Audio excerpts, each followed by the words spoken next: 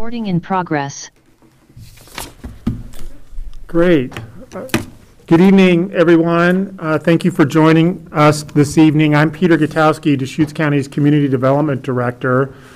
And as we kick off the second meeting of the Cannabis Advisory Panel, what I would like to do, and we've elevated many of you who are participating via Zoom, if we could start with our Zoom participants. And actually, why don't I'll try to single you guys out for introductions. That way it's not a cacophony. So Eric, would you, we'll kick it off. If you would introduce yourself to the group, and then we'll go over, I'll note the other participants online as well. Thank you, Peter. I'm Eric Kropp. I work as a Deputy County Administrator. And this evening, I'm going to have a short presentation about how the county has used its marijuana revenue.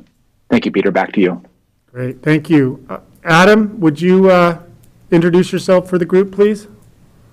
Adam Smith, Assistant Legal Counsel. I generally have been asked to provide staffing to the Cannabis Advisory Panel. And tonight, specifically, I've got a short, not really a presentation, but just a short discussion on what revenue streams Deschutes County can expect to receive going forward. Great, thank you. Kathleen, I think I saw you and possibly Sterling. Hi, this is Kathleen Mancoop. I'm a management analyst at the District Attorney's Office, and I'll be giving a presentation this evening with Sterling on our upcoming Canifax website that's connected with our Deschutes County illegal marijuana market enforcement grant. Thank you for being here this evening. Sterling, with Kathleen's introduction, we'll recognize you as well. She covered me just fine. Thank you. Okay, welcome, Sterling. Thank you. Commissioner Chang? Good evening, everyone. Deschutes County Commissioner Phil Chang. I'm looking forward to the meeting today. I apologize I can't be there in person.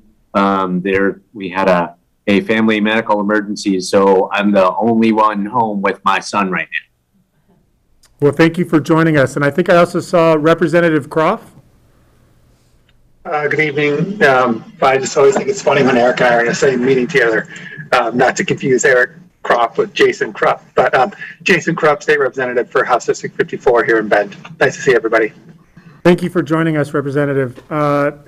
Stephanie, did I capture everybody on recall? Or?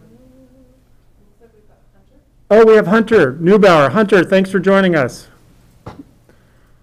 Thank you, guys. Appreciate it. I'm Hunter Neubauer with Oregon. Thank you. And Hunter's a member of the Cannabis Advisory Panel. And so what we'll do now is we'll start with Andrew, and we'll just go around the table. And if you just introduce yourself for the group, that would be fantastic. Hi, I'm Andrew Austin, just a member of the public representing. And I'm Liz Latochinsky, also member of the public. Oh. Mary Fleischman, a member of the public. Gary Braceland, I fill the economic development seat. Thank you. And I'm Dustin Miller. I'm a detective with the Deschutes County Sheriff's Office.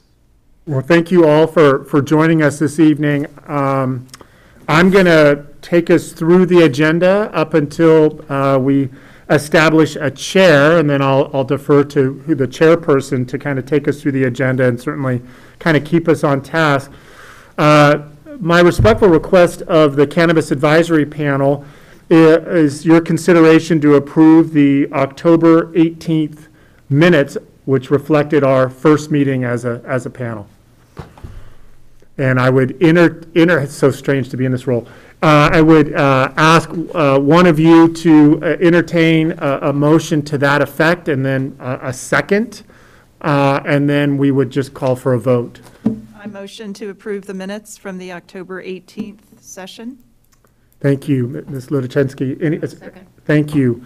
There's a second made. Is there any discussion or comments by the panelists? I just have one question, what is considered a quorum? A quorum it's a great question. A quorum is when a majority of the panelists are convened. And so we have, I believe, a full quorum minus Kyle Gorman, who let me know that he is not feeling very well. We have Hunter here. So we have Joseph Stapleton and Kyle Gorman, who are absent, but the rest of the committee, which is 6 of them, are in attendance. So that's well over a majority. So you guys can consider approving the minutes. Are there any other comments? Or if not, then I would respectfully ask for those in favor, say aye. Aye. Any opposed? Aye. Oh, that's good. We caught you, Hunter. Thank you. Seeing none, the minutes are now approved, and we're on to our third agenda item. And I'll open it up for the panel for your conversation, but the charter that was established by the Board of County Commissioners recognizes the importance of electing a chair. So I turn it over to the panelists to see if any of you might be interested, and the chair would really be facilitating the meeting and engaging staff as well for any follow-up questions or comments at the time of the meeting, as well as the other panelists. But it's really just to represent the panelists, and I think the role would be to, like I said, to facilitate the conversation for this second meeting. So I'll turn it over to all of you for your consideration. I'm happy to throw my name in the ring as chair. Go Liz. Is there anybody else who is interested in being chair for this committee? Okay. I support nominating Liz. Okay, so it's been moved to nominate Ms. Ludaczynski as chair of the Cannabis Advisory Panel. Is there a second? I'll second. Thank you. Any discussion or comments by the panelists? Seeing none, then I would call for a vote. All those in favor say aye. Aye. Any opposed?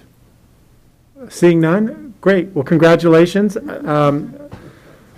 Liz, I'll turn it over to you to take us to our fourth topic. Okay, and those on the Zoom call, is my voice clear?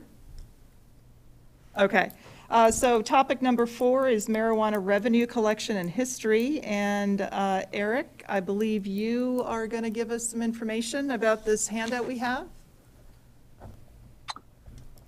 I am covering the topic. I don't think there's a handout associated with it. Okay. After my, go ahead.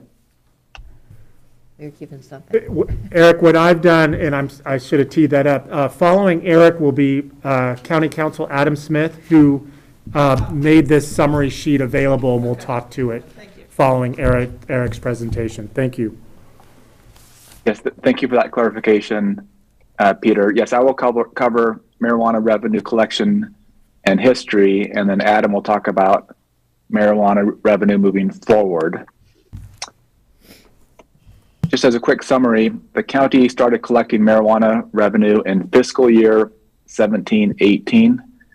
It gets a little bit confusing because when we talk about the disbursement of revenue funds, marijuana revenue funds, it's based on calendar year quarters. But what I'm talking about is the county's fiscal years. The county fiscal year starts July 1st of every year and goes through June 30th. So I'll start with fiscal year 17-18, which is July 1st of 2017 through June 30th of 2018. So the county started collecting marijuana revenue in fiscal year 17-18, and that revenue was just over $600,000.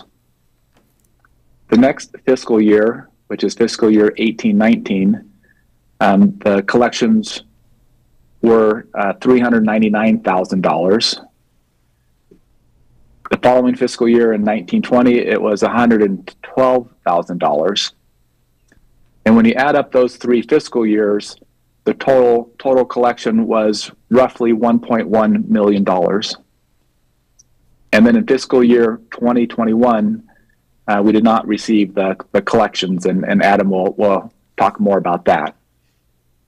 So over that time period, the county collected $1.1 million in marijuana revenue.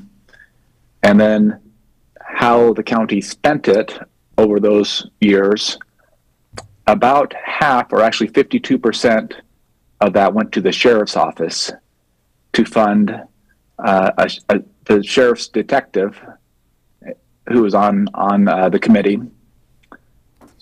So we had one deputy assigned to it in fiscal year 18-19, and then the county added a second deputy in fiscal year 19-20. So roughly half, or 52% of the revenue went to the sheriff's office for detectives working on marijuana enforcement. Then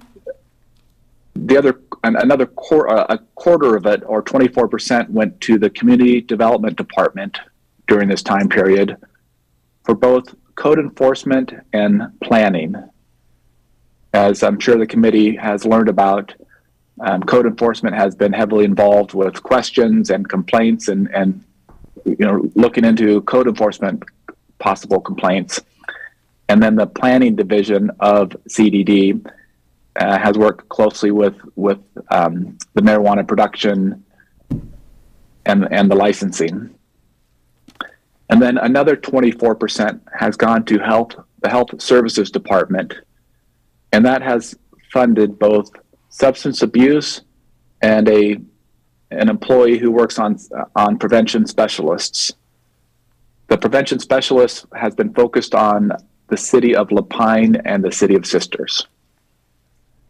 So big picture, the county has received just over $1.1 million in marijuana revenue. Roughly half, or 52%, has gone to the sheriff's office. Just under a quarter, or 24%, has gone to community development. And then another quarter, or just slightly under that, 24%, has gone to the health services department. And so that's a quick summary of the amount of revenue the county has received and the associated expenditures with those revenues. And happy to answer questions. I see Commissioner Chang has a question or hand raised.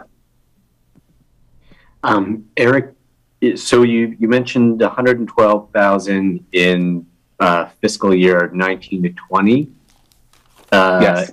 Was that, were we collecting all 4 quarters, or is 112,000 just for 1 or 2 quarters?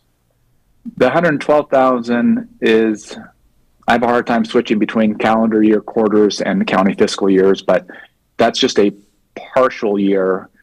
The marijuana revenue stopped in October of 2019. So that 112 would represent July, August, September, I guess just 1 quarter. Yeah, the 112 represents 1 quarter of that. Eric, this is Liz Latochinsky. Was there any reason that the revenue amount decreased from the original year, the 600,000, to the 399 in year 18-19? I'm not sure. Adam Smith may have more information. I could speculate that it might either be because of by the time the collection was put into place, there might have been a lag. But if Adam doesn't know it, I can check on that. Adam, do you happen to know why? Yeah, part of it was I believe that's when. Let's see. So the question was going from fiscal year 18 to fiscal year 19. Correct. Yeah, the 600,000 compared to the just under 400,000. I'd have to go back and look. Yeah, no, I'm sorry. I don't know why it would have dropped from fiscal year 18 to fiscal year 19. Adam and I will work on that, and we could get an email back out to the committee this week. Yeah. It's more of just a curiosity. I would think that once marijuana was legal, there would be an increase in sales and therefore an increase in revenue, tax revenue, so. Yeah, it could be, or it could also be that there are more production throughout among counties, and so our percentage might have been less then, because it's distributed based on a number of factors, including, I think it's like square footage of canopy growth and things like that. Right, okay. Yeah, I, from an industry standpoint, to me, that screams that we stopped licensing people, and so there was less potential tax revenue. So we only had at that point, like 9 or 10 licenses in Deschutes County. Is that correct? From the OLCC standpoint? Yeah, I don't know offhand.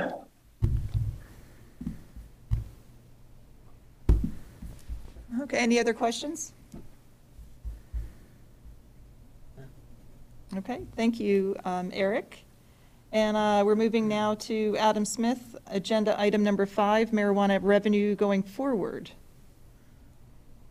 Yes, hi, good evening. Once again, Adam Smith, Assistant Legal Counsel. So I was asked to put together some data trying to predict how much money the Deschutes County will begin to receive now that we have created a cannabis advisory panel.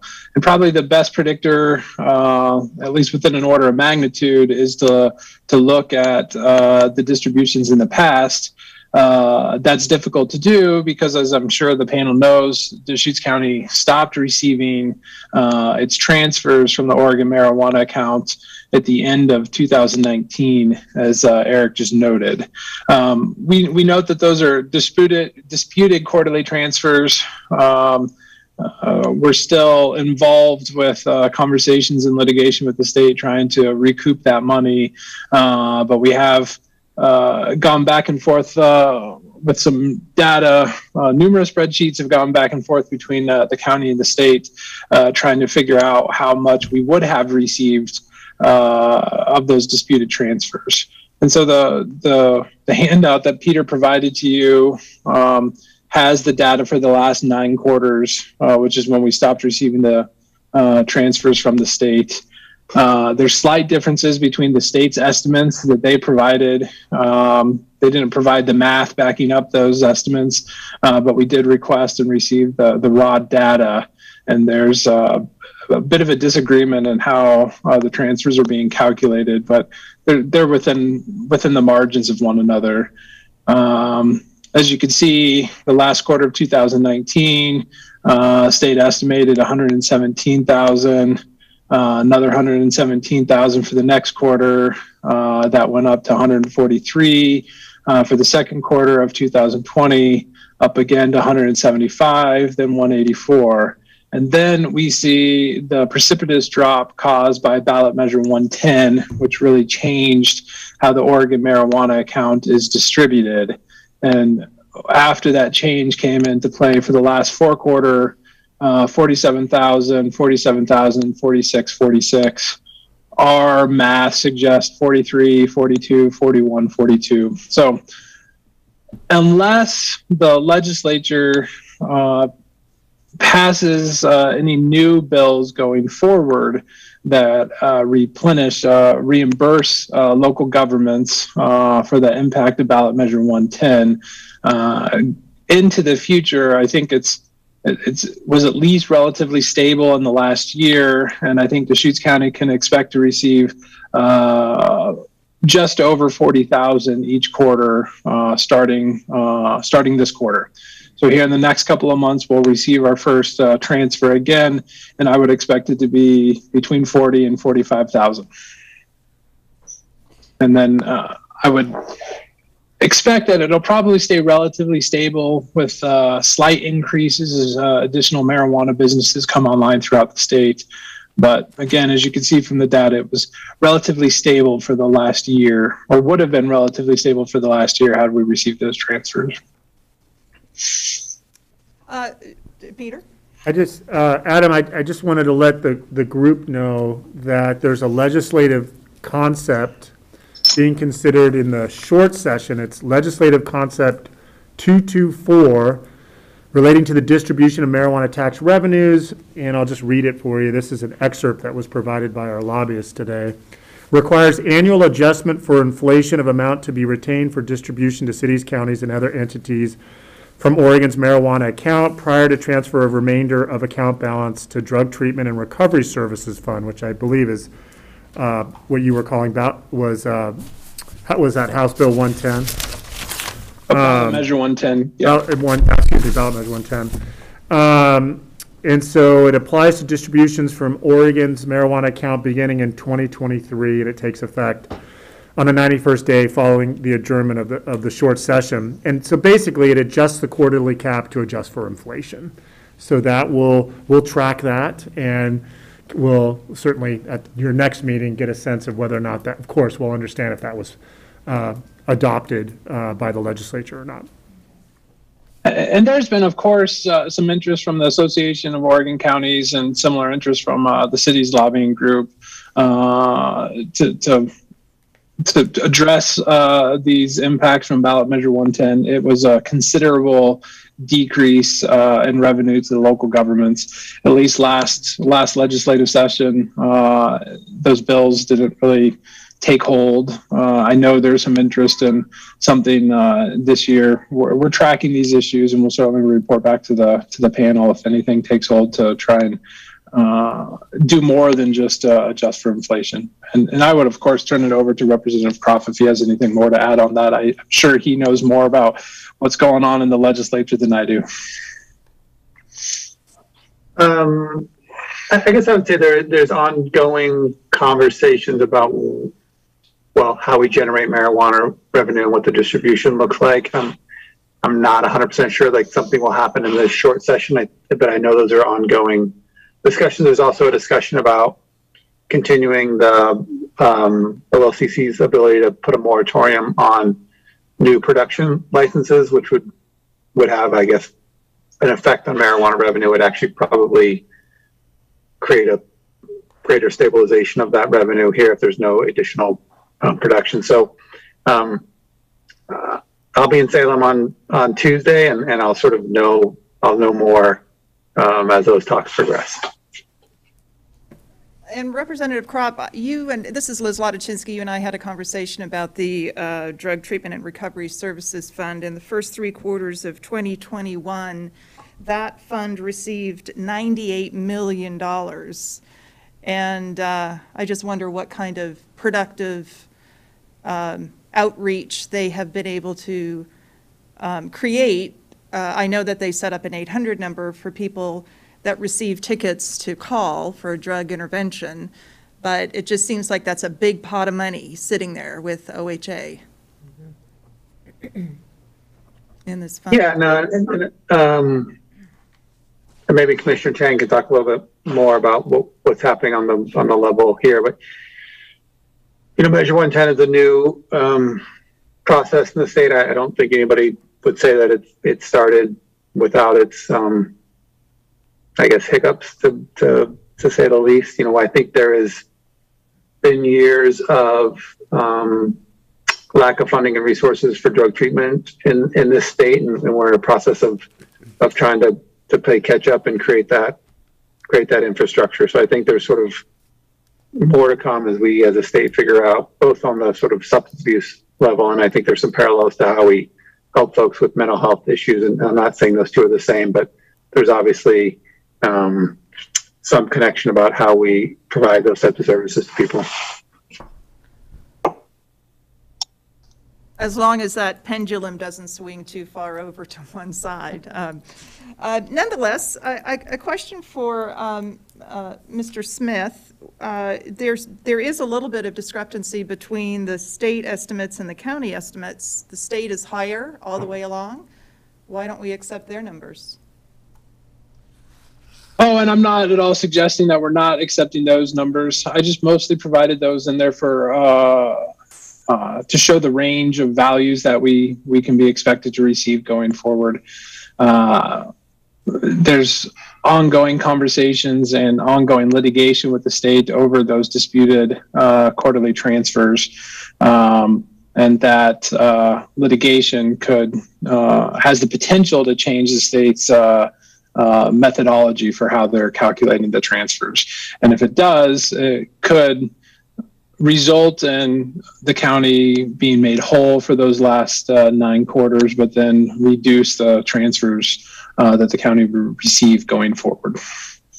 So mostly my intention was to be accurate and to provide the range. I think it's a safe estimate that we will receive just over at least 40,000 per quarter going forward. It could be as much as 46 to 50,000. And the money that this panel is spending or making recommendations to spend, it is starting this quarter, is that correct? It is starting this quarter. We should receive our first distribution again here in a couple of months. Any other comments or questions?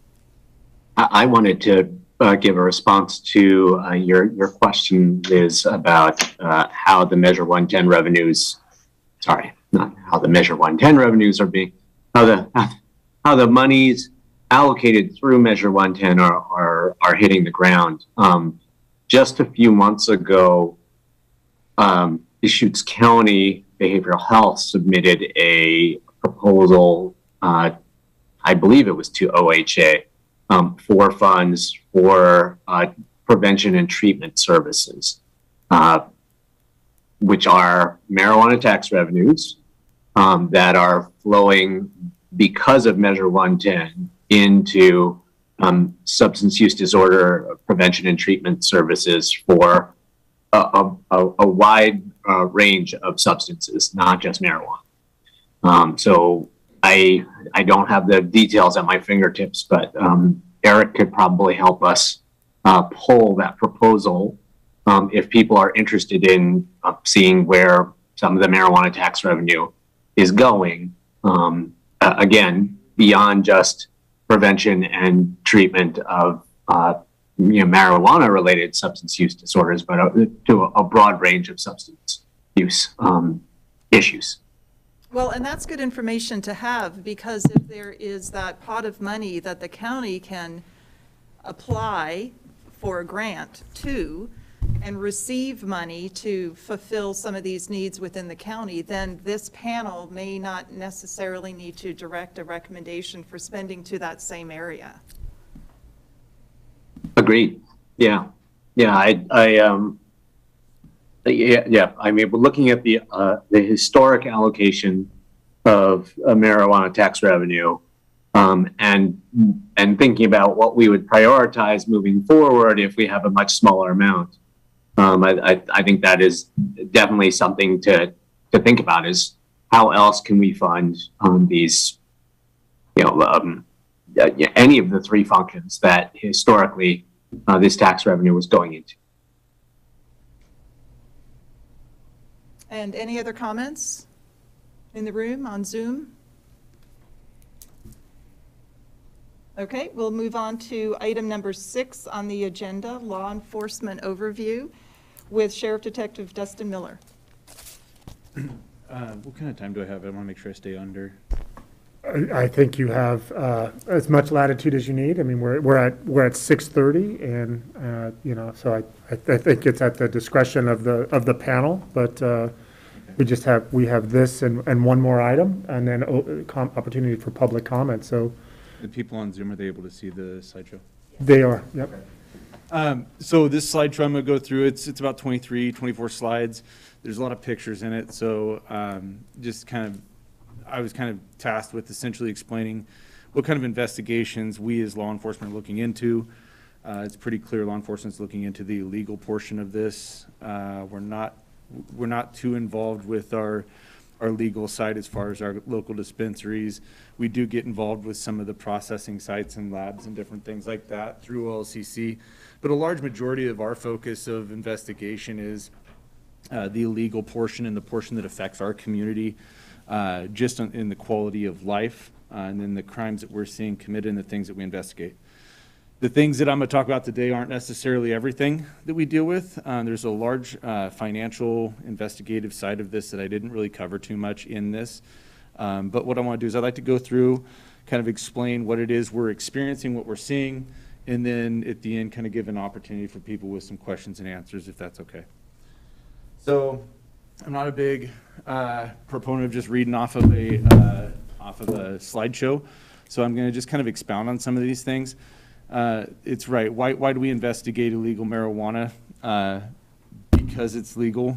The problem is even though it's legal, there's a very large black market out there that's accessible to multiple people across our country, not just Oregonians or Deschutes County taxpayers. So some of the things that we're seeing, and we'd like to, it's kind of hard to see some of the things we'd like to see is, just as far as minors getting their hands on marijuana. That's one of the things that we like to look at and pay attention to. We know that a large majority of our illegal marijuana that's produced ends up in the hands of juveniles, of minors. And the main reason is they can't walk into a dispensary and go buy their own marijuana, so they're limited to finding it wherever they can find it. So that's one thing that we try and focus on. Quality of life for our community is a big part. And I'm going to go through, again, like I said, I got a lot of photos. Quality of life and the impact on the community for neighbors. A lot of neighbors are seeing a lot of just kind of filth showing up on properties with discarded materials and trash and different things flowing from property to property. People living on properties that aren't designed for people to be living on, that are farm properties that are having people set up tents and different things like that. We also investigate to avoid the intake of toxic materials through OLCC and OHA. Well, OHA isn't so much regulated because they're under medical and there's not as much regulation on it, but especially through OLCC and commercial use, recreational use, there's a lot of regulations as to what you can and can't put on your growing material, because you don't want people to be ingesting things that are harmful for themselves. What we're seeing is a lot of the grows that we go to and a lot of the things that we investigate, people are using cheaper fertilizers and nutrients and different things that aren't intended for human consumption, and they're putting it in their body, and quite frankly, there's really no studies out there to tell you what's going to happen. So we like to look into that for the quality of the people that are consuming or choosing to consume marijuana too, that they're not getting bad product. The next part would be essentially we have people coming to Central Oregon, to Oregon from states across the country where marijuana is not legal. So we have across the country states that still don't have legal marijuana, but those states are states that are being fed by Oregon, California, Washington, different places like that where it's legal to grow it. So we see people coming from states across the country. Florida is one of our large contributors coming here. They'll set up shop, they'll grow their marijuana, whether legally or illegally, and they're shipping it back to their state where it's illegal, and they have a distribution hub, and there's a very, very large market where people can increase exponentially on how much money they can make, even just purchasing it here if they're not growing it, shipping it out to these other states. So that's another thing that we pay a lot of attention to and that we are seeing. Exploitation of laborers. This hit the news, and it's been hitting the news big lately when you see these large outdoor grows and these greenhouses that are being erected, and people are being brought in to work those particular grows. The media hits really hard that we have a lot of people coming from our southern border to come up and work in these things, and that's not necessarily the case. We have experienced people that are being exploited of their labor from all kinds of different countries and within our country. So we have a lot of people within our country that are coming to some of these locations, and they're working with the promise of being paid at the end of harvest. And at the end of harvest, maybe the landowner or even the workers, they're being shut off, and the people leave and they don't get paid. And if they do get anything, they're maybe given 50 pounds of product and told, go sell this to make your money. So go commit the crime of selling this to try and recoup the money that you have earned by working on these properties. Nobody out there, they're not documenting their labor, they're not paying for their workman's comp and different things like that. So people are getting hurt and they're not being covered, they're not being taken care of. So there's a lot of underlying things that we see that come out of that. We've worked investigations where people are having their children around the grows, and I've successfully worked cases that people are actually being charged with using their kids in the grows. I've seen kids as young as 9 and 10 years old fertilizing plants, watering plants, cutting plants, drying plants, and trimming plants. And that's something that we don't necessarily want for our young people growing up. That's another thing. The money, I kind of touched it just a little bit, but there's a lot of money to be made in this industry if you can get it out of this state, or if you can sell it. You can double your money and even more if you move it back towards the East Coast. And a lot of these cases, I said I wasn't going to go big into financials, but the financial cases that we are doing, we're seeing people bringing in, $500,000 in a year or more, taking vacations out of the country, not paying taxes, and living a lavish lifestyle that all of us would, quite frankly, probably love to live, but they're doing it under the illegal market. Tax evasion kind of goes with that. I'm not going to go into it too much, but it kind of couples with the money laundering. And then BHO labs. It's become a whole lot more popular over the last 3 years as we hit these local marijuana grows. We're seeing homemade labs, closed loop systems, open loop systems, using butane, and it's very dangerous. The way that OLCC regulates a lot of their labs, they're inspected, the equipment that they're used is of a higher quality, they're constantly replacing parts on their systems to make it safe. Butane is a very, very flammable material that's being used in bedrooms where kids are sleeping in the bedroom next door. They're being used in shops. We've had explosions and fires. So that's another reason that we look into these. And then the bottom one there is talking about non-reported crimes. So if somebody's illegally growing and producing in the first place, they are not going to be calling and reporting a large majority of the crimes that are happening on that property. We have seen, we have gone into some of the labor stuff, some of the places that people are living, the unsanitary conditions. We have people being robbed. We have people that go rob friends. We have people that are sticking people up to take their money. I mean, like, it's a high money business. And so we'll find that people have guns to protect themselves, but we're hearing as we go in and start talking to people about a lot of different crimes of theft and robberies and different things like that that are happening that just aren't being reported to law enforcement because it would bring the eye of law enforcement onto the illegal operation in the first place. Southern Oregon experienced recently this last year, they had a couple murders that they ended up investigating, doing search warrants with HSI because of it. So we're seeing that. Understand when I'm mentioning a lot of this stuff, it's not every grow we go to. Sometimes we experience grows that are very, very sanitary and nice and clean, little operations that maybe if they would pull the correct licenses, would be producing a very nice product. But then we'll go to other ones where we'll see some stuff that's pretty outrageous. Again, I just got some grows here. Some pictures of some grows of what we're experiencing. Large grows coming in and people setting up greenhouses, taking over land that's not necessarily built for farm use. We're also seeing people set up large grows like this on properties that are set up for farm use. We're seeing people come in and contacting farmers that own property that don't necessarily want to run their own crop, but they would like to have a nice, clean, pretty green field, so they sub out their field for a hemp production, which ends up being possibly marijuana, and then they're stuck holding the bill in the end because the people have cut and left and not paid them the final amount that they owed them, or they come in and they set up a bunch of greenhouses with camp trailers and tents and makeshift houses, which isn't what they were intending. So these are just a couple pictures of those. I got a couple pictures of, this is a grow that we've done that had marijuana mixed within the hemp. It was about 20 acres. I think the whole property was almost 30 acres, but it was about 20 acres of product, and there was about 5 acres on each field. So there was about 10 acres of actual marijuana within the hemp. So we're having to go in and decipher what that is. We have tools that we can test product and stuff like that, but then we end up having to eradicate it and take it out, which is pretty labor intensive. This is another couple grows. These are indoor grows. This is a lot of what we saw a couple years ago.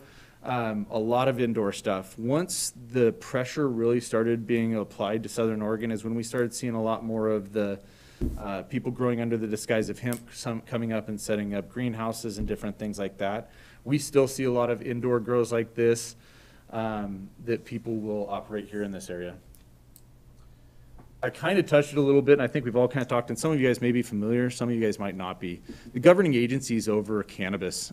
We have OLCC, who governs over your commercial products, essentially how it's grown, the marijuana that you're going to see in your dispensaries. And they have a pretty tight leash on things. They do a pretty good job. I think they're understaffed, like most people are also. But that is a way that people are producing legally large amounts of cannabis to be sold in dispensaries. You got the Oregon Health Authority. We've already mentioned them. They're primarily governing our medical marijuana.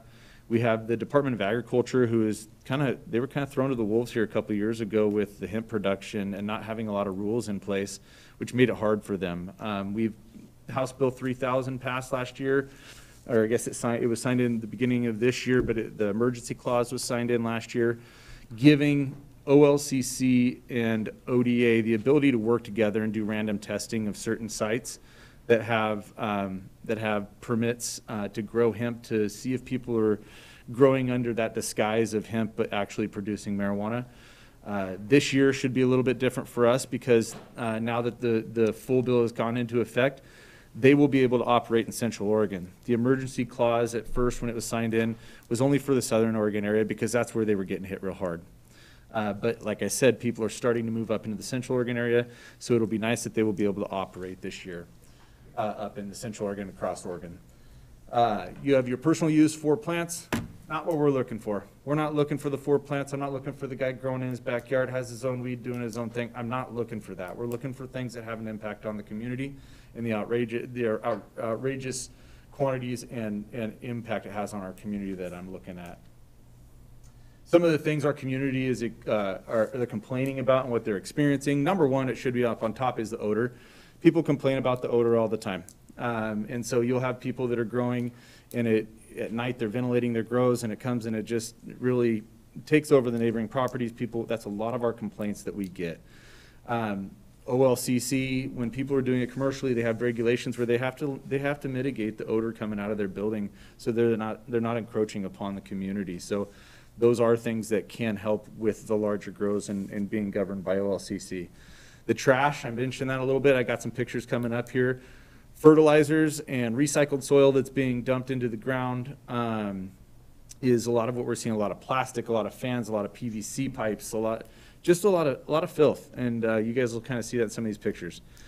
Neighbors are complaining about increased vehicle and pedestrian traffic.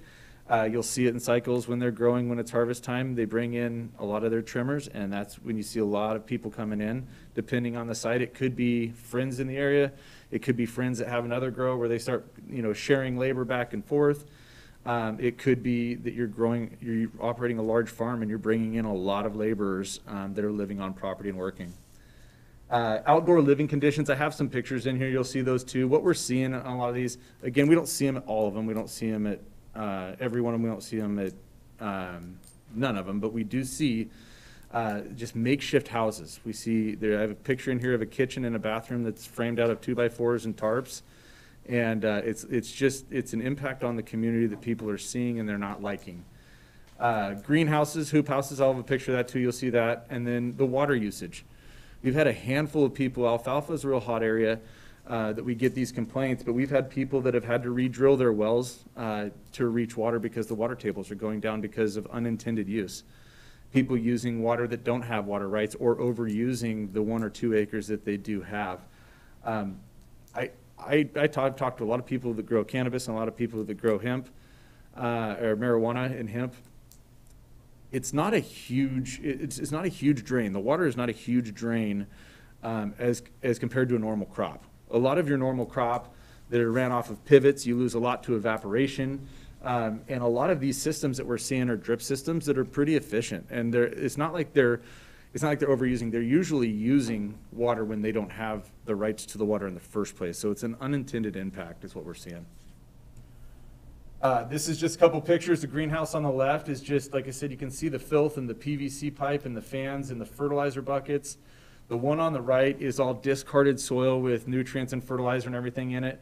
That one was in Lapine. Lapine's known for having very shallow water tables.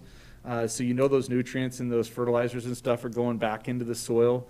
With our grant that we're operating off of now, we're starting to couple with an environmental group that is going to come out and actually test soils and see what kind of nutrients are going into the ground, which will help us with our education and our experience. Don't know how far that will go and what kind of enforcement that will be, but that enforcement will probably not be under law enforcement. That will probably follow under a code or a DEQ kind of enforcement. The one on the left there is the hoop houses I was talking about. They're not pretty greenhouses. They're not pretty greenhouses that come up that have a permit that are built structurally strong with any kind of integrity. These are PVC pipes that are held up with a 2x4 in the center and plastic thrown over the top. They're intended for a one-season grow. They usually fall down by the end of the grow, and a lot of the plastic's left there. The PVC has been compromised by the UV rays, and it's garbage and fractures and goes into pieces. But these are what neighbors are seeing. These are photos I've seen from people's properties complaining about their neighbors. The one on the right, bunch of trailers and living locations being brought in on the property that they just don't want to look at their property, which I understand. So the search warrant, once we get in and we start doing our investigation and realize we have a search warrant, one of the things that I was asked to kind of talk about is what law enforcement, what are we feeling? Like, where's the impact on law enforcement? Where is it really taxing and hard on us? Some of these search warrants can be easy, some of them can be hard. Once you get to the point of actually doing the investigation, writing the search warrant, having it signed, and putting an operations plan together, which is a lot of work, you have the day that you have to execute it. And you could have anywhere from 10 to 40 detectives or police officers or volunteers out there actually eradicating these grows. An indoor grow you could do it in 4 hours with 7, 8 people. A large outdoor grow like the one you guys saw up there, the first slide, we had over 40 people out there. We were out there for 12 hours and we could have used another day. And it was pretty taxing. So when we have shortages with employment as it is, people trying to fill spots, when I have to come in and ask for 40 people to come out and work overtime, not only is the overtime taxing, right? It's hard on our county because we're paying for it, but just getting the people alone is kind of hard sometimes.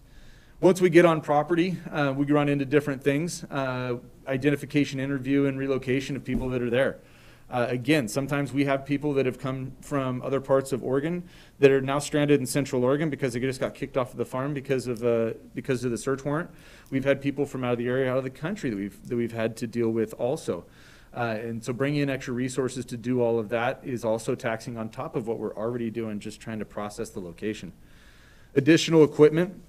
I have some pictures in here. You saw the first one of the flail rake. Our county, Deschutes County Road Department, has been more than helpful for us.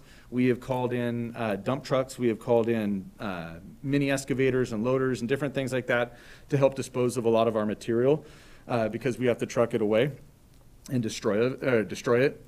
Once we get out there, we end up calling a lot of times county code enforcement and building code enforcement to come out and inspect aftermarket built houses with aftermarket electrical and sheds and very dangerous locations, but they come out and look at it, and that gives them the opportunity to get on property, see what's happening, see the dangers of the wiring that we're seeing and of the buildings that are being constructed, and be able to start their own investigation into what they're doing while we're out there.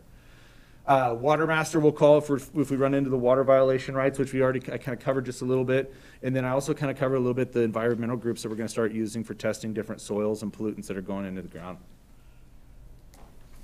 This is a picture of greenhouse. We had 18 greenhouses. We had to hand pull all of them out. This is when I start getting into the labor a little bit. We had to hand pull all those plants. You can see we piled them, and then we're using a bobcat on the side to load dump trailers and do round trips to dispose of some of that material. This is some of the greenhouses we've seen. This house on the left, you can see the plastic's just taken off and it falls on the ground and it's deteriorating. It's blowing around to the neighbor's property. Those are soil buckets and fertilizers. It's filth. It's garbage that's left on a property that nobody wants to see, but yet what is it doing to our soil and to the community?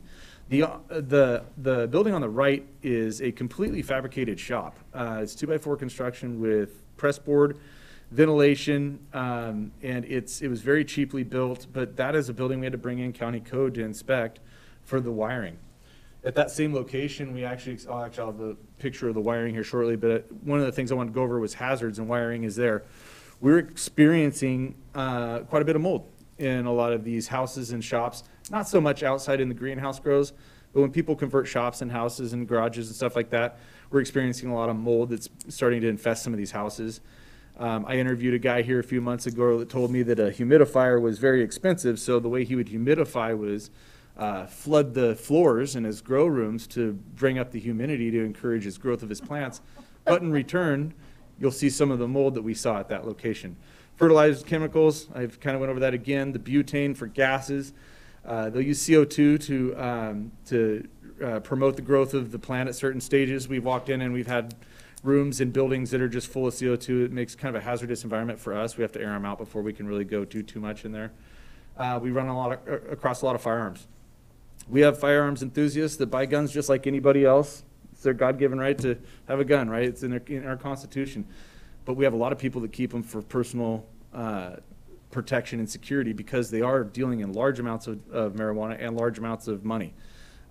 We encounter a lot of firearms being used and set up in places for defense in the house, as opposed to your guy that's going to use them for shooting and enjoying any kind of sportsman like entertainment. The BHO labs kind of went over that a little bit. I'm not going to go too far into that. And then the exposed wiring. So some of these photos, this is some of the mold that we've seen crawling on the roofs and up the walls of some of the houses. It kind of makes a hazardous place for us to be in there. This guy, one of these guys actually was telling me how sick he was, going to the doctor, and how he had to smoke his product to help with the problems that he was having with the mold. It didn't make sense. But these are some of the things that we're experiencing. The wiring there on the left, we see a lot of electrical panels that don't have faces on them with aftermarket wires going just everywhere. Fertilizers and nutrients and different pesticides. There's a picture of that. We're also seeing a lot of these greenhouses. There's a lot of pesticides that are being put out to deter rodents from coming into their growing, messing with their crop. So we're seeing a lot of those too. This here on the left, that's a makeshift outdoor kitchen. They've got eggs and creamer and all kinds of just stuff just sitting out in the open, but this is what some of our laborers that we have encountered are being forced to live in. The one on the right is a toilet. That's the toilet that they made for themselves. And it's pretty disgusting, but it's also pretty gross to have to go in and deal with some of this stuff too. This is, like I said, again, some of the stuff that we're just encountering. The lab on the left, that's a BHO lab. It's disassembled right there. It's a closed loop lab. If assembled correctly, inspected, and taken care of, they can be fairly safe. What we're seeing is people buying a lot of their product from overseas instead of buying locally. A lot of their fittings and the quality of metal and the gaskets and things that are being used aren't being replaced or maintained, and that's when you start getting your butane leaks, and that's what makes it dangerous. On the right, we have a couple ovens in a spare bedroom where they're using those ovens to off-gas some of the butane out of their BHO that they're making. These are pictures of guns. This is one house. We come across a lot of guns. And again, I don't want to come here and try and say that guns are bad, because that's not necessarily my belief, but when in the wrong hands at the wrong time, used for the wrong reasons, it can be. Why are people doing this? This is just kind of the close in the end. I have some pictures just to finish off to show some of the finished material and stuff that we're seeing that's going out. People are doing it obviously for the flower and the bud. They're doing it for, they're building their own edibles. They are making their own vape cartridges. They're doing their own butane honey oil. But the biggest part really is the money. They're doing it, a lot of guys will do it to fuel their own habit or their own desire, what they want to use, cook, and make their own. And some people take really, they take pride in the product that they produce. And some of these people are very, very intelligent. This is, what's that? They should get a license. Yes, if they got a license, and we talk about it all the time. Like, people talk about building without license to build a resume to become somebody. It's like, you can get the license and you can do it. You can apprentice under other people. You can do a lot of different things, but there's a right way to do it and a wrong way to do it. So here's some pictures of just some of the search warrants. Those are the turkey bags. They're about a pound of marijuana a piece. We've got safes full of them. We got living rooms full of them. That marijuana there, indoor, outdoor. You got indoor light deprivation, outdoor. You got kinds of different qualities. It's just like anything, but your marijuana can be anywhere from $1,000 a pound up to $2,500 a pound. You could get a little higher probably here in Oregon, but it's not that common. People are buying it here for maybe an outdoor weed at $1,500 a pound, and they're shipping it back to their states, and they're making $2,500, $3,000 a pound, depending on where you're going, what state, and what the market is. But they're doubling their money. They make good money. Now, if you're growing it and you're producing large amounts, that first $1,500 for purchasing it just to ship it back is all profit for you also. So we see a lot of that. The one on the left, just those are pizza boxes. I think there was over 40 pizza boxes of butane honey oil. This is a guy that was blasting with an open loop system on his back deck. And he was just blasting in free air, very dangerous. He was making vape cartridges on the right. Some of the things we originally talked about, or I originally mentioned that a lot of our legal marijuana is intended for I wouldn't say intended, but ends up in the hands of juveniles. We've had here a couple years ago, people were making these homemade vape cartridges because it comes as a sticky product and they have to find something to solidify it to make it so that they can vape it. Kids are commonly vape, THC and tobacco and everything now. It's very common for kids to vape. But they were mixing it with a vitamin E, which was very dangerous to consume, and people didn't realize it. They didn't realize what the effects were because, kind of going back to what I said originally, we don't know what all is used for human consumption or what's not or what's accepted. And what was happening is the vitamin E was going into the lungs, and they were coagulating to the walls and shutting down their lungs. And we had, there's stories, you can look at many stories online, people, 19-year-old kids, 18-year-old kids sitting in a hospital with 20% of lung capacity, and it's not coming back. So that's part of the regulatory thing. I don't necessarily want my kids getting a hold of this stuff, or any of yours either. These are gummies. You see a lot of gummies. We don't see a lot of them. We see a handful of them. But you can see the packaging on the right. This guy was packaging these and shipping them out. Those are designed for kids. I mean, those graphics and stuff usually aren't designed for full-grown adults most of the time. But the hard thing with these is the regulatory is really hard. It's hard to regulate the amount that's in those gummies for somebody that doesn't necessarily know what they're doing or they're learning what they're doing. This gentleman had said he'd been smoking for, I think he'd been smoking for 20 years, very, very experienced marijuana smoker. I ate one of these and I lost 2 days. And it's like, so where's the regulation there to make sure that kids aren't doing stupid things and adults aren't getting an unintended result? Are you going to regulate an illegal market? How am I going to? Well, it's illegal, so you want them to. Illegal's illegal. Correct. I'm not saying that's the licensing, right? Though, so yeah. I guess to go into that a little bit, if you wanted to produce these items are legal to have if they have the proper licensing for creating them and they are tested, labeled, and dispensed correctly. Through a licensed. Correct. Yeah. Correct. And I'm not pushing the license saying we need tax money for the license. I could care less about the money. I would rather have the regulation. I always refer this to beer. We live in a beer town. I don't want to drink beer out of somebody's bathtub, right? I like to have a good microbrew, right? Something that I know that is quality and came from a sanitary location. And then this is just money. We find a lot of money coming in. A lot of marijuana goes out, a lot of money comes in. We'll pick it up in the mail, we'll pick it up on carriers, we'll pick it up in cars, people flying in. We constantly find money counters of people just blowing through cash. So I didn't go into the money side of it, and I don't want to bore you with that because that is a boring part of the investigation, but that's kind of what we're seeing, and I hope that kind of shines a little bit of a picture as to what we're seeing. I hate doing these presentations a lot of times because it sounds like we're crying the big woe is me. It's a lot of work, but I have a job, and this is what I'm doing. And so this is what we're experiencing, and you guys take with it as you will. If you guys have any questions, I'm more than happy to try and answer them. If I don't have the answers, I can try and get them. I'm just curious, let's say the past 2 years, how many of these illegal places have you actually come across? So it depends, because it all comes down to labor and how many of these we can put together. To put together a good prosecutable case with a back investigation up to the search warrant, to the execution, to the prosecution, it's hard for one deputy himself, if you would break it down to a caseload, to produce 2 of those a month. It's a lot of work. So I don't have the exact numbers.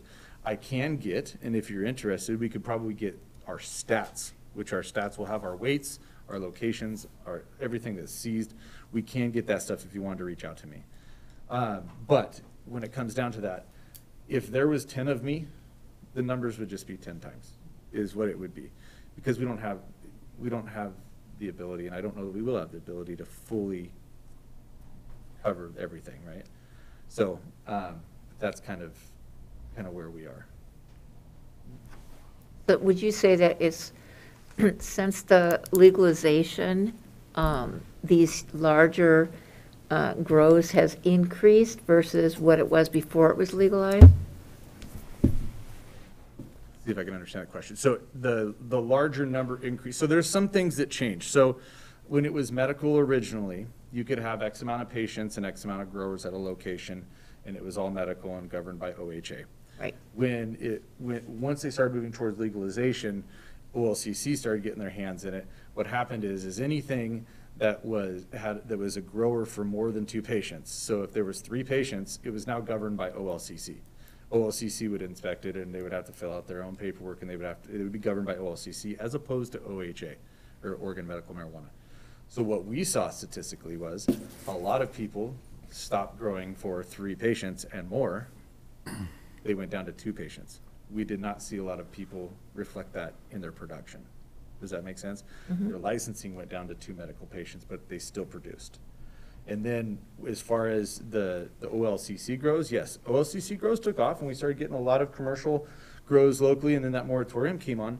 But we don't have a lot of issues with OLCC grows because that's governed by OLCC. If we get tips on OLCC, or if we're having problems with odor, or if we have information that somebody's bringing product that they shouldn't that's not being tracked, or a product that's going out that's not being tracked, or something like that, if we get those tips, we refer a lot of that to OLCC, and we will work alongside with them, but they run that investigation because it's primarily under their house.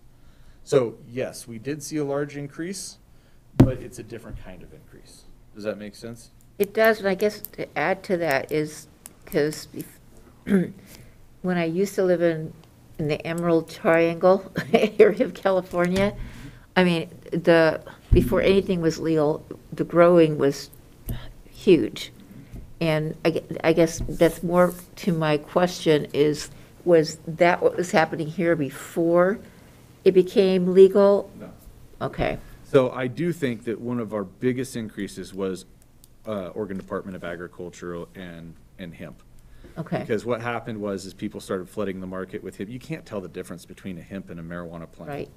I mean, maybe a very experienced person might be able to, but you still can't. We have machines that test it, but when you can grow 5 acres and put an acre of it as marijuana, you can produce a lot of marijuana in an acre, and nobody knows any different. So that's where we saw the market really starting to get flooded. The other thing is we see a lot of, with hemp, people getting hemp licenses, but yet growing indoor in small locations. To make money on hemp, unless you're doing something very specific on a certain strain, you make money in quantity. You don't make money in small quantities, because especially when you go indoor, because you raise your overhead for your lighting and everything else. So that's where we saw the big increase was hemp. Okay. When you eradicate a field that is a combination of hemp and cannabis, do you take everything, or do you try to leave the hemp plants there since they are legal? So we try and use the same rules that OHA does, ODA does. And what we do is, the biggest thing is through an interview and talking with the person that's growing it, a lot of times they will tell you, hey, I got busted, it's these 5 rows. Now, you can look at it from the other side and say, oh, he's just giving me 5 rows, he's got 5 rows over here too. Right. So a lot of what we will do is do a lot of what the Oregon Department of Agriculture does, and we'll do random samples in a jigsaw pattern through the actual location. And if we find that the majority of our patterns are coming back hot THC, we'll take the whole field. Okay. Go ahead. Well, I was just going to ask, I mean, if they break the law by growing cannabis unlicensed, shouldn't they lose their agricultural license for growing hemp as well because they abuse that? So you and me are a lot on the same page. And then my next question is, where do you see the most abuse and the most illegal growing going on? Is it under the cover of hemp? Is it full illegal, like your 49 greenhouses out there that didn't have medical, didn't have hemp, didn't have OLCC? Is it a guy's under medical, or is it legal? Because you've kind of muddled those together a bit. Quick, the most of it's going to be under the disguise of hemp. I agree. The most of it's going to be under disguise of hemp. Now, with House Bill 3000, in House Bill 3000, they made some new rules that if you're not abiding by their program, so you're not calling for pre-test harvest, you're not getting your license before you have plants in the ground, and you're not allowing OLCC or ODA onto the property, if you're not complying with their program for testing and making sure that they're growing hemp and not marijuana, then they can deny your license and they can pull you out of the system. Now, does that stop somebody else from doing it under their wife's name or friend's name? No, not necessarily. There's still a lot of holes that can be punched into this investigation. But yes, House Bill 3000 has taken steps to try and regulate that. Also, if people are committing the crime and doing it just straight illegal, and if they end up getting a felony record that's related to a drug charge and the manufacturing of marijuana, that would also keep them out of the hemp program for a certain amount of years. So there are some rules that are being put into place that are going to help us with our investigations. There's still a lot going on, but yes, I would say that the majority of what we're seeing is a mask of going under hemp. We have indoor grows, we have indoor buildings that we know, that we believe are marijuana, that have a hemp license. In a residential area in a 1,600 square foot shop, it doesn't make sense. But how can we get in there? So that's just hurdles that we have to explore.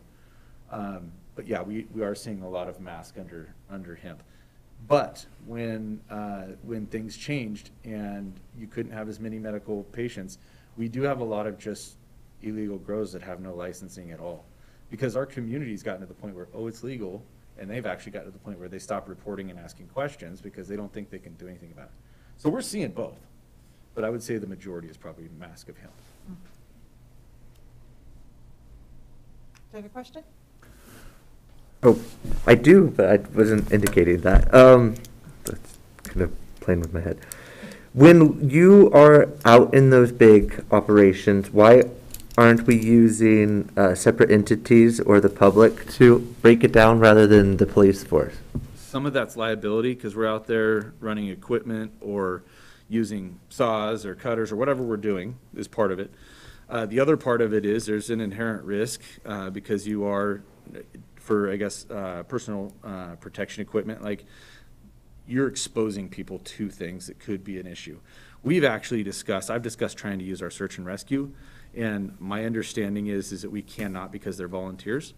And so we are trying to find ways. Now, if I could put together an eradication ERAD team and use that team of non-law enforcement, I would do it in a heartbeat if it was legal and my boss would buy off on it. Because it would help. You're absolutely right, it would. But right now, we are not because of the volunteer status and because of the inherent liability. Does anyone on the Zoom call have a question for Mr. Miller? Detective Miller? Sorry. I just had a quick comment. I think one thing that might be helpful too is that HB 3000 also changed who oversees the hemp program, and so that's now the OLCC. And so I think with the combination of knowing where OLCC licensed recreational facilities and now a new database for the OLCC to work with for hemp should hopefully help provide some insight there too to create some efficiencies from the sheriff's department standpoint. Well, and kind of keep some of the enforcement under the same roof will help also, right? Yeah, I think so. Yeah. And perhaps this question isn't one that you can answer, but I'm going to ask it anyway. With the earlier presentation and the county getting $1.1 million and about 52% of that going to fund you, when the drop-off occurred with House Bill, whatever it was, are you still funded? Are you secure within the Sheriff's Department? I am. So I'm operating on a couple different, we're operating on a grant also. And that grant helps with, we have an analyst, which also works with me, and so she is funded through that. That grant also funds Kathleen and Sterling, who you're going to hear from here next. It helps with that, and then our county commissioners are helping with that also, with that marijuana money, but then also I believe some additional money. And then our sheriff is a huge supporter that if we're going over, he's taking care of us. So I'm not in fear of a job. Does that make, I guess if that makes sense. But there's a lot of people supporting it. I hope that answers. Okay, and for the grant money, is that an annual grant that you have to reapply for? Kathleen can speak on that more because she has more to do with that, but I believe it's a 2-year grant. Is that correct, Kathleen? Yes, I believe. Yes, that's correct. It's every biennium. So, and this is our second one. So we are now funded through the end of 23? 2023, yes. Or November, I think it is 23. But yeah, so we are funded for the positions. We also have operating costs and or money for operations. We also have money for equipment and different things that we need.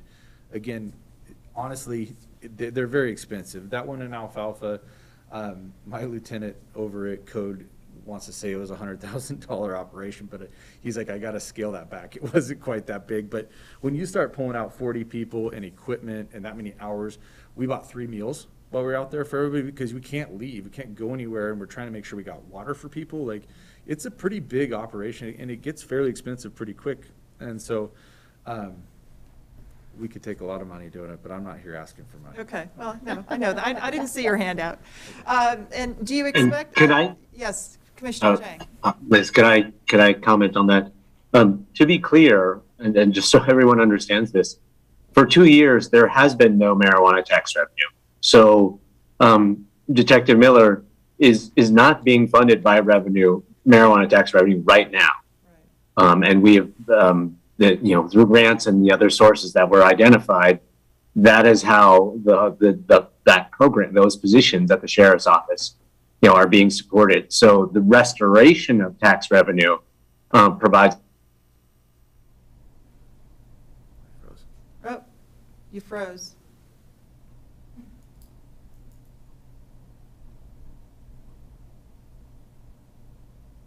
Are you going to come back? Okay. Everybody's froze. Looks like the entire screen froze. Oh, are we losing the whole connection? I can hear everybody. Okay. Thanks, Hunter. Commissioner Chang, are you back? I think you're back again. You were just making that comment. Oh yeah, I finished my comment. Okay. Thank you. Anybody else? Any other questions? One more. Do you expect to find another grow like you found in alfalfa in Deschutes County? I hope we don't. Personally, I don't like those grows because they are very labor intensive and they're a lot of work, especially just because of the people that you find at those, you feel sorry for them. Mm-hmm. I mean, it's a bad situation. So I would rather not. Are there grows that size here that I'm investigating? Yes. Okay. Darn. But thank you for doing what you do. If it's okay with everyone, let's move on to the next agenda item, item number 7, questions surrounding legal and illegal marijuana. Kathleen Meehan-Coop, you are up. Hi there. Thanks so much for having us, inviting us to present tonight. I'm looking forward to giving you kind of a preview of our Cannabis, which is going to be our new website. And this is directly connected to the work that Dustin's been working on.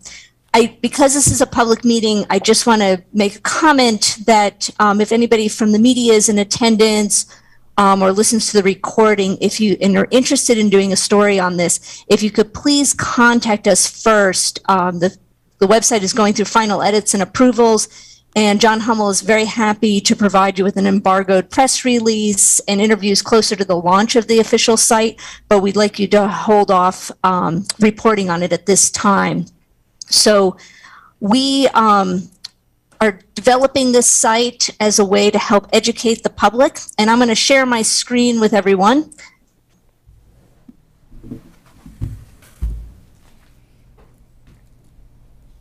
Can you all see that? Mm-hmm. Yes. Okay, great. So we are the only, so under the through the Criminal Justice Commission, we have this grant that funds the overtime and activities for Dustin and the code team detectives specifically working on marijuana. It provides some funding for kind of the development of this education piece. And we're one of the only counties that has actually gotten funding for education as well as a research piece that we do with each of our grants. And with our very first grant, the very first one was only about a year, and the plan was to kind of help increase the leads that the code team could get on illegal activity, was to plan to do a hotline. And within that very first time frame, the group started talking with 911 and found out that a lot of people were calling 911 with issues related to the fact that they had, they could smell their neighbor smoking on the porch, and we had to take a step back and say, maybe a hotline is not the most appropriate approach, that we probably need a little more education for the public so they understand really what we're considering to be true illegal activity on a large scale, as well as giving a general understanding of what is and is not legal going forward. Because as we started talking with community members, there was a lot of comments that said, well, marijuana is legal, it's all legal now. And so we realized we kind of need to start from square one, which is why we decided to develop this website. And so under the second grant, or the first real big grant that we got that was for the full 2 years, we decided to develop the website and kind of really hit on kind of the key aspects of the education piece, but also providing individuals with a better understanding of which agencies to contact if they have questions, and how to report a lead.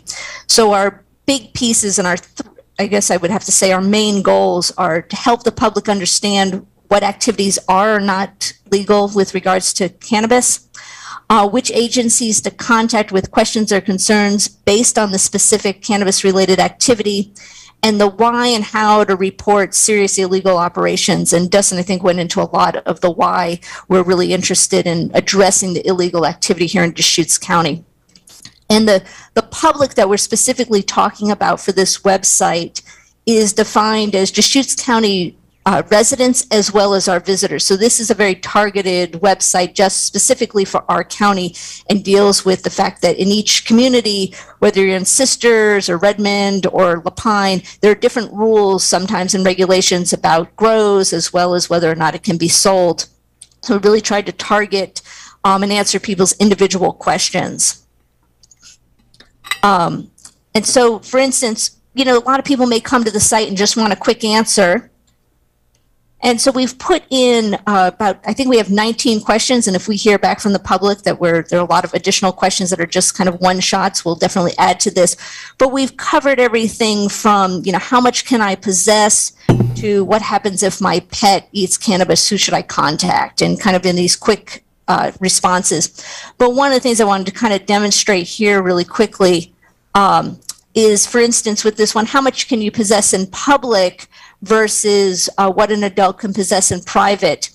There's a lot of nuances with cannabis, and there's never seems to be that really easy that, yes, it's legal, no, it's not. It typically is yes, unless, or no, but answers.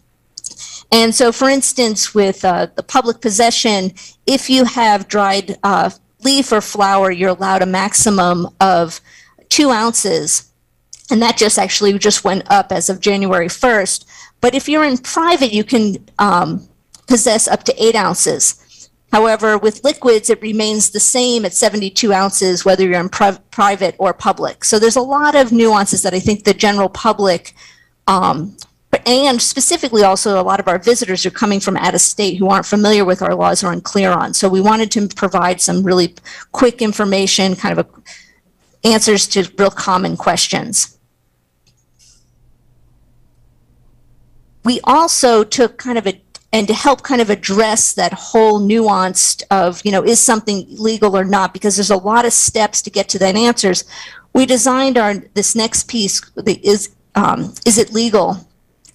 And this section takes 6 fictional characters and really kind of dives into the primary issues or activities that are related to cannabis, whether it's possession, use, kind of the transfer, or deliver, which is kind of the sale. We have our transport, process, or growing. And if you can kind of think back, if any of you remember reading those Choose Your Own Adventure books from elementary school, we've kind of followed that model with this concept. The first 3 really are a lot of questions that the general public has, and they're very focused on, what can I do? The second set of questions with the transport, process, and grow, how the questions are asked and the information that's provided still answers questions that the general public will have about their own potential use or desires to engage in different activities. But I think a big piece that's different with these is that this is where we also feel that we'll get some of those really large illegal activities, those activities that are most of concern and interest to Dustin. And so we've provided answers and questions that give people an understanding of what they might see that might lead them to think, hey, maybe I need to be turning this into some authorities because maybe what's occurring next door down the street from me is not legal. But to kind of give you just a quick snapshot and an overview of what this is like. So we have our reminder here that we're not providing legal advice. And pretty much most of the sections start out with this really basic question, how old is Jennifer in this situation? Because she's our character that we're following. And if she's under 21, we automatically find out that it's illegal for Jennifer to possess to possess cannabis. We do acknowledge the fact that there are exceptions to that rule regarding OMMP card holders. But one of the things that as we got into the depths of this process, we realized that we would address things regarding OMMP. We would occasionally identify some similarities or nuances that deal with hemp. But this particular site really just focuses on recreational cannabis. We don't provide answers more often than not regarding, the medical marijuana program. We're not looking into growing hemp. It's just really kind of the focus specifically on recreational cannabis and what is or is not allowed. So we don't tell individuals like, hey, we think this is a great idea, or, we don't support or discourage use. Our focus, and part of the reason the program was named Cannafacts, is that we're just trying to provide the basic facts on what is or is not legal. If we were to head back here and just say, we decide that Jennifer is over 21, we get to the next question that says, well, do you know, like, if your neighbor, for instance, has been sentenced to a crime before, is that legal or not legal? A little bit of a spoiler alert, in most cases, it's still legal for the person to use, but there are some potential situations where somebody may be on probation or post-prison release where they do have an agreement that does not allow them to use cannabis. So in this situation, you could select the option. It says, it may or may not be legal for Jennifer to use, but this is a situation where it's specific to her own individual probation agreement. And that's not something the general public, if you don't know all those details about your neighbor. Under each of these items where there's kind of a maybe issue or a yes or no, that it's definitely the person is doing something illegal, we provide information on that you could report it. We discuss the potential consequences, and it's provided this exact information of who you should report it to in each situation. Brings you to the next question, and in this one, it's Jennifer's possession of cannabis in a public or private setting. If we select public, it says, what's the difference between public or private? The fact that private is in your own home or apartment, or public, it would be considered school, parks, public transportation, restaurants. And is she possessing in a public location that is also federal property? So if it is federal property, we know that it's illegal. And that's one thing, particularly here in Deschutes County, there's a lot of federal property surrounding our community. And that we have the specific code that relates to it. So if somebody wants to dive deeper into why something is illegal, we provide the connection to the specific code. Once again, who they might want to contact. In this situation, it would be non-emergency law enforcement dispatch. And then a reminder, too, that possession is a lower level priority crime, and it'll be investigated at the discretion of law enforcement. If you see somebody possessing on public lands, it's unlikely that law enforcement is probably going to show up with their lights blaring. But depending on the situation, if there was a large quantity, it could be a totally different situation. Once again, the consequences and then a little additional information. Occasionally there's kind of some learn more. If she's not on federal property, the question dives deeper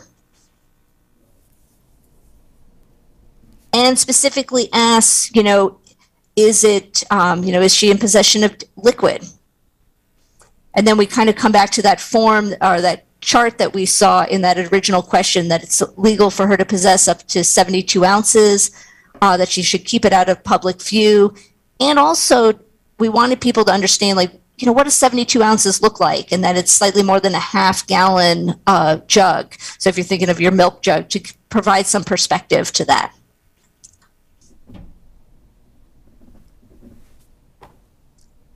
And as I mentioned, for instance, the questions are a little different because on the transport, process, and grow, we're looking for some additional information from the public. Are they seeing something that they might really want to turn into a lead? These are kind of the more serious crimes. We're not necessarily, as Dustin mentioned, worried about the neighbor who's growing 5 plants versus 4 plants in the backyard. We're looking for the large scale grows, or somebody who may be processing in their garage and creating an environment that could be very dangerous due to explosions.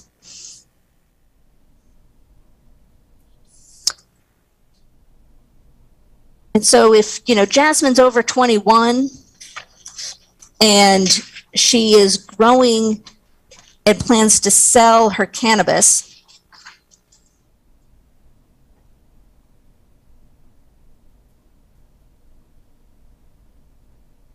we wanted for the users on the site to think about things that they potentially would know. Once again, you may not know whether or not the person next door has a license. So are they in, is this location where there's a large grow, is it popping up in, a residential area? Is it in a commercial or industrial area? Or is it more in a farm, agriculture?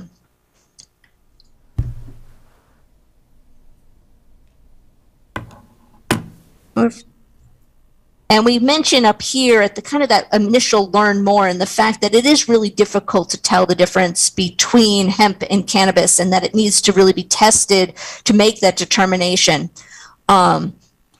So if we're going to assume that Jasmine has a business growing, recreational cannabis,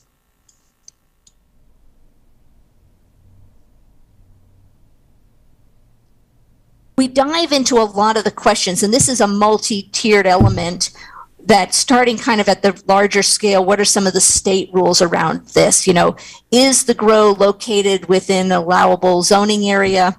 Is it more than 1,000 feet from a licensed child care facility? Is it situated within the right zones? Do they think they have water rights for that piece of property? We assume that those things appear to be following the correct order. You would select that and go on to the next level. Are there any new activities occurring on the site? Is there a new pole barn that's been popping up? Does the house have 20 electrical extension cords running from the house over to a shed that might look a little unusual, that if it was somebody that was following the electrical codes wouldn't have that done? If you haven't seen any of those kind of things, you can say the site hasn't changed. Then are they seeing anything unusual? Things happening in the middle of the night? Is there excessive number of plants? Some of the kind of the trash that Dustin was referring to, is that piling up?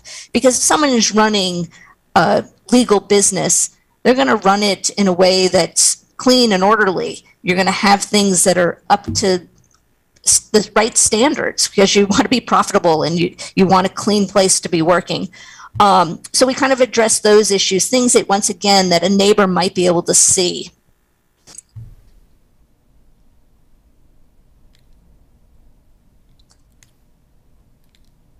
And then in Deschutes County, there are a number of rules regarding, the lighting, the noise from a mechanical equipment that might happen. All of these things, even if somebody has a legal business, sometimes equipment breaks.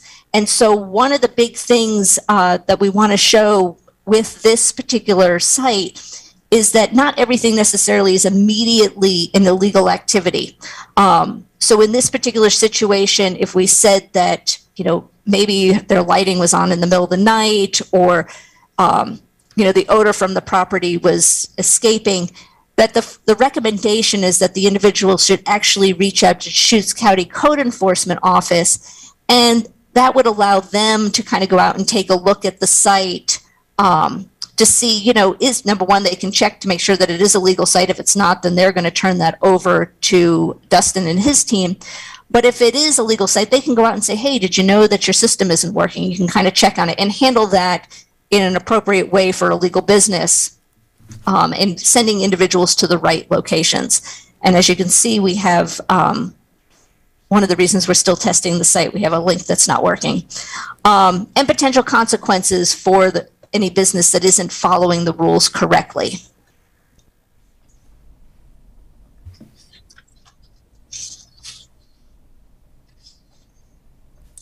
We've put in an interactive quiz kind of for individuals to quickly test their knowledge on cannabis. And each one, I think there's about 50 questions in the system, and they randomly select, so individuals, and you get 6 questions at a time. Is it legal? So I'll kind of do a quick show of hands here. It says, in Oregon, is it legal to purchase recreational cannabis from which of the following entities? Anyone that grows cannabis in Oregon that has proof that they are paying taxes on the sale, licensed recreational cannabis retailers only, licensed recreational cannabis retailers and licensed medical marijuana dispensaries, or all of the above. You want to take a vote? Anybody vote for the first option? How about number 2? Do I see some shaking heads? 3? Yes. So Hunter, you voting for number 3? Or all of the above? 3. 2 people here say 3. Did you say 3? 3 people here say 3. There's actually licensed recreational cannabis retailers only. So specifically to purchase recreational cannabis. So if you wouldn't be purchasing recreational cannabis from a licensed medical marijuana dispensaries. So there are some nuanced questions in here that may trip some individuals up when they take it. But our hope is that at the end, it gives everybody a score and sends them back into different sections, or recommends that maybe, hey, you should go to the is it legal section, maybe check out the different resources. We've put in a variety of different cannabis-related resources, everything from, how do you tell the difference? What is the difference between cannabis and hemp? There's health in cannabis. Talking to your kids, federal lands. That was a big one too, with kind of providing some information. And if you're out hiking, we typically in Deschutes County, because our public lands get so much use, seeing a lot of illegal cannabis grows just kind of out in the woods is not likely to occur. However, if you're from Deschutes County and you're out hiking in Prineville, where the population's a lot smaller and there's spaces, or you're down in Southern Oregon, these are some things that you potentially could run across and how to address that if you were to see something. Employment in cannabis, and trying to provide people with some basic information. One of the interesting things that I found out through this process, I was talking with a local attorney here in town that deals a lot with landlord issues, and the fact that a lot of times, particularly in some of the multifamily rental units that have maybe rental units that are in other states, they will follow federal law, and the lease agreements may specifically say things like no smoking and no marijuana. So there's some things that I think renters need to be aware of. Obviously, everybody can make their own decisions on what they plan to do, but they should be very aware of what their lease agreements state, and know to even look for that, because I think some people feel like if you're living in a state where it's legal, that every place you would live, cannabis may be legal in using, but it may not be, depending on your rental agreement and your lease agreement. And then we put in a glossary just to answer some questions if people have issues with any of the terms. Our plan, hopefully, is to get some leads, specific leads that may help Dustin and his team to really figure out, where are some real illegal activity occurring. People can submit a report of violation specifically, or they can do it anonymously. They can add in their information if they would like to have updates. Our hope, and I'm sure we'll probably get leads on a variety of things, but our hope is to get leads on real serious activity that's occurring in our community, that we can address it. Because one of the concerns, and this was brought up by Dustin as well, is that as this illegal activity occurs, it's negatively impacting our regional businesses that are following the laws. And so we want to make sure that we're supporting our local businesses that are following the rules and doing things appropriately. Our plan is just kind of do a slow rollout. You are all getting the very first preview of the site. We're kind of making the final edits on it, getting approvals across the county. And then we're going to host a series of webinars with other county and city staff members, some community organizations, as well as our local cannabis retailers. I sent you a very early copy. We've made a number of edits to it, to our rack card, and we're hoping that as many of our local cannabis retailers, as well as places like Visit Bend, may be willing to hand out the rack card to send people to the site to let them kind of explore it and figure out what is legal here in Deschutes County with regards to cannabis. And so our hope is, if everything goes as planned, probably sometime in the week of February 7th, we'll hopefully be launching this officially to the public. Any specific questions that I might be able to answer?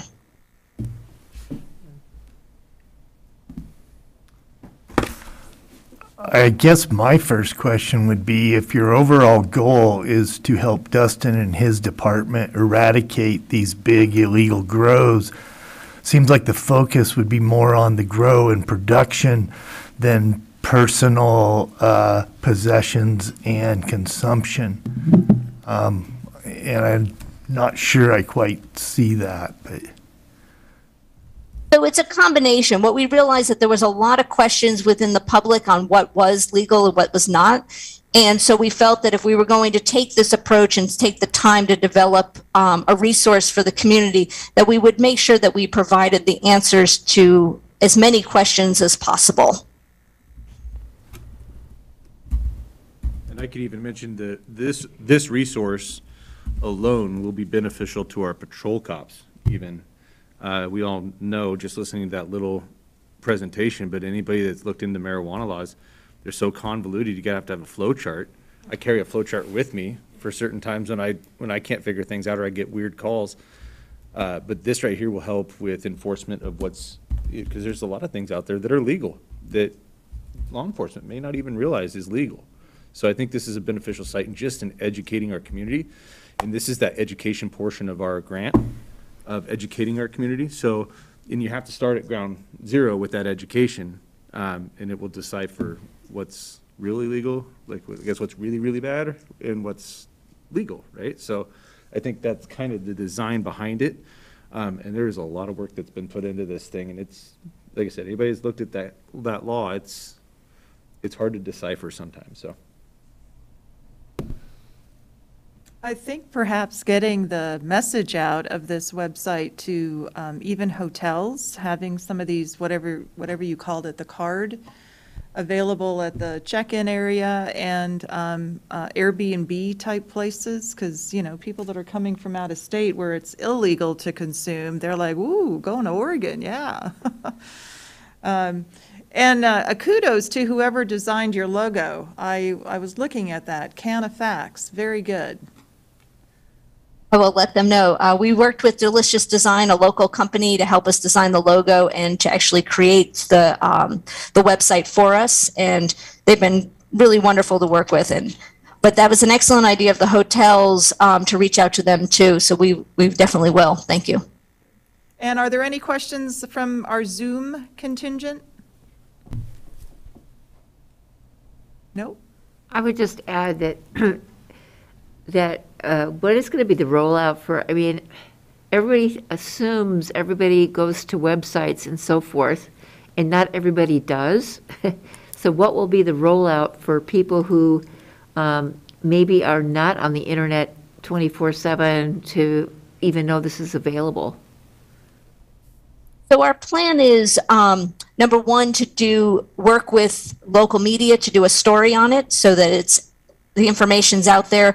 We also want to make sure that's part of the reason that we developed the rack card. So as visitors come, anybody's going into the cannabis shops, any of the retailers that are willing, when somebody purchases something, to hand out the card or to have one on their counter, because we've put a QR code on it so people could just scan it if they don't want additional paper. So that will drive individuals to this.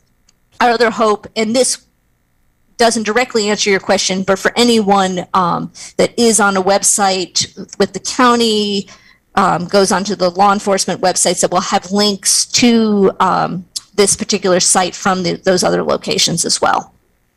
And is there any thought about how to maybe get this somehow on the schools' websites? So we are going, part of our community and city members, we're going to be inviting the schools to talk to them about this too and see if they're willing to put it on their websites as well. I have a feeling it'll be referred by law enforcement and dispatch also.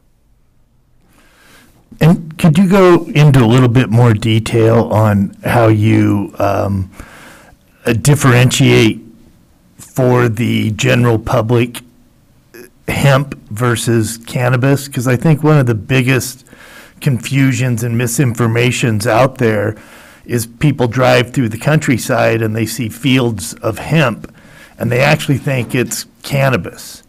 And a commercial cannabis facility in Deschutes County has to be indoors, have light and smell mitigation and all that. So I think you need to make sure you cross that bridge first in your definitions.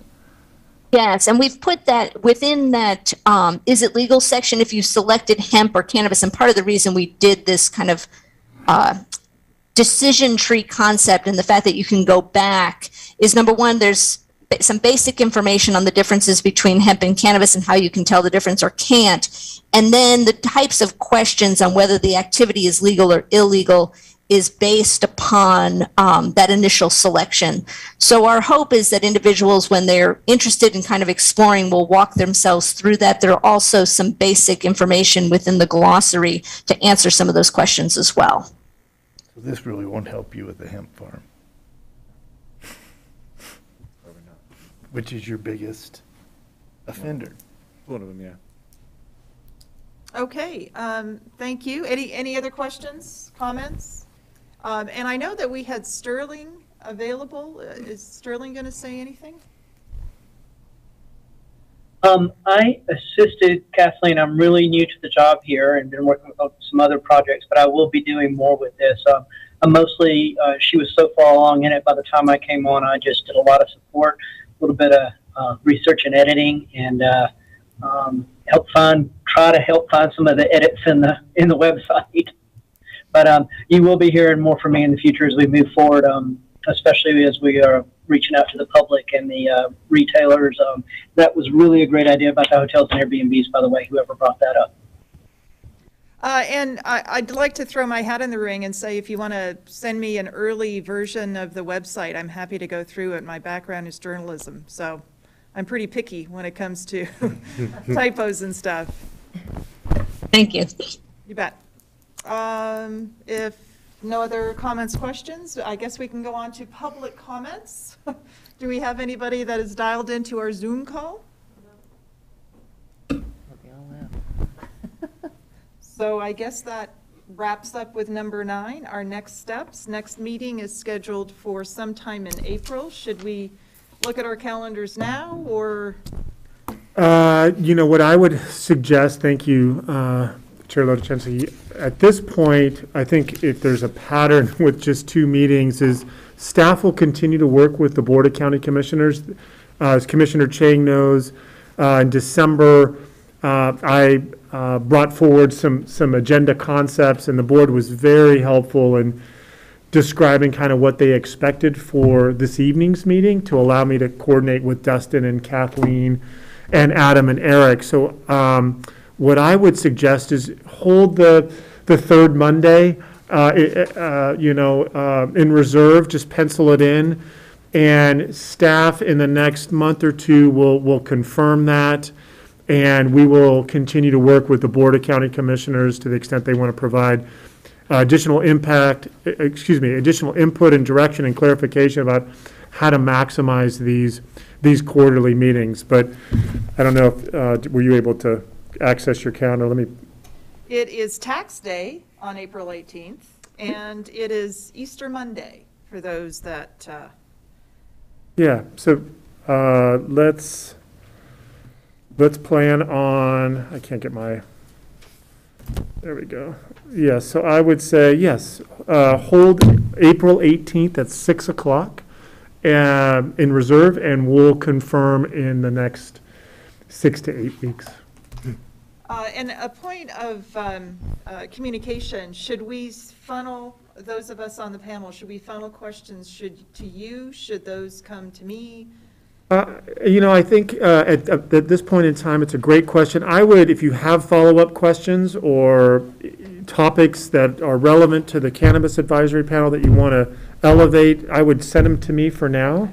And then I'll work with our broader team to incorporate that to the extent that we can get information back to you, follow up, like I know Eric mentioned, maybe some follow-up remarks from some of those budgetary matters. But yeah, send them to staff, and then we'll make sure we relay that information back to you, whether it's forthcoming or it's part of a broader agenda packet. Okay, great. Okay, and then how do we close the meeting? You as chair can just say, as I guide you. If there are no other questions or follow-up remarks, I see one, so there you go. Yes, Hunter? Hey guys, sorry to interrupt. And I wanted to say thank you for the presentations this evening. They were very informative and helpful. Thank you for that. And all the work that went into both the actions and the presentations themselves. Great resources and a great overview.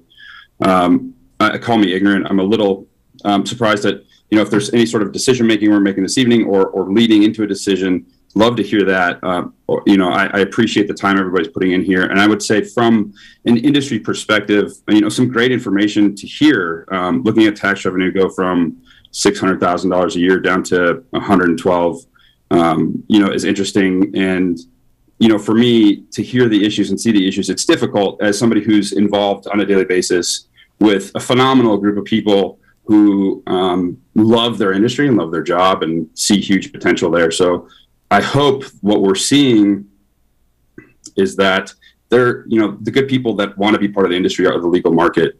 And we have a great relationship with our regulators, the OLCC, and there's phenomenal opportunity at the end of the day. It's sad to see so much illegal activity, but I think if there was an easier pathway to become part of the legal market, we would see better participation. And so hopefully as a county, we're starting to recognize, hey, maybe there's some things that we should be looking at from a perspective of legalization being a benefit and having a little bit more control versus some of the other programs that are out there. So again, thanks for allowing me to comment and looking forward to the next meeting and hopefully creating a pathway for everybody here. Thank you very much. Any other comments? Yes, Commissioner Chang? I also wanted to thank the presenters for the excellent information today, and just want to signal that by our next meeting, we will have, I believe we will have revenue in hand from which we would love to get recommendations from this committee on how to spend. We can just save it up for a little while if people want to think about it some more. But I thought that the presentations today really set up well for us. What we're already doing, and provided us with ideas on where we could be allocating our resources to address the concerns identified by this panel. Topmost of which I think is, ratcheting down on black market marijuana production and retailing or sales. So the presentation today set us up really well to think about how to direct resources, funds to those purposes. And I hope we can get into that at the next meeting. It may be that one of the other commissioners joins you at the next meeting. So if so, thank you all for your work. Thank you. You actually brought up a question to my mind. Is there a deadline by which money coming in a quarter needs to be spent? I do not know that. Maybe one of the staff knows that, but I couldn't tell you. There hasn't been marijuana tax revenue to spend for my whole time as commissioner so far, so I know nothing about how it's administered. Well, if we get the money, we sure want to be able to spend the money. We don't want it to go away because we didn't spend it in time, so. And you know, there is certainly no shortage of need for investment and working on these issues. So, you know, as soon as the panel has enough information to work with, I hope that we can receive some recommendations quickly. Great. Any other comments from the room or on the Zoom? All right, with that, meeting number 2 with